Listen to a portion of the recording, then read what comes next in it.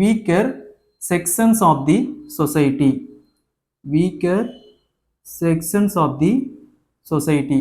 இதுலயே people வரும். So நம்ம சொசைட்டிக்கு பதிலாக இந்த பீப்புள் ஸ்டோக் போட்டுக்கலாம். அடுத்தது டெமோக்ரஸி. டெமோக்ரஸி டெமோக்ரஸி ரீடி டிக்டேட். ரீடி டிக்டேட்னா வரையறை. த்ரூ த லைனில் ஆர் டி ஹால்விங் கே ஹால்விங். அடுத்தது ரீஇட்டரேஷன். ரீஇட்டரேஷன்னா மீண்டும் வலியுறுத்தி கூறுறது.